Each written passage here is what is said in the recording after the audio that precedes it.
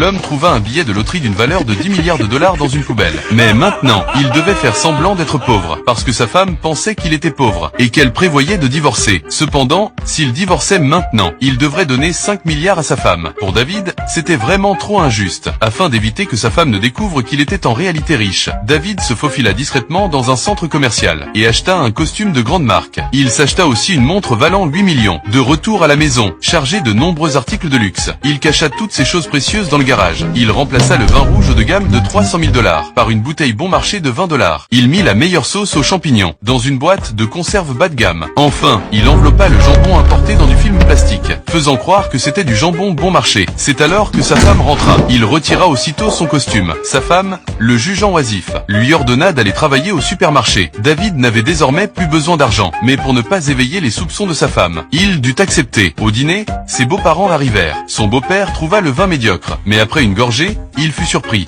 Le vin était excellent. Sa femme offrit alors toutes les réserves de vin à son père. À ce moment-là, David souffrait terriblement dans son cœur. Pire encore, il avait oublié d'enlever sa montre de 8 millions, et son beau-père la remarqua. David prétendit alors qu'il s'agissait d'une contrefaçon à 5 $.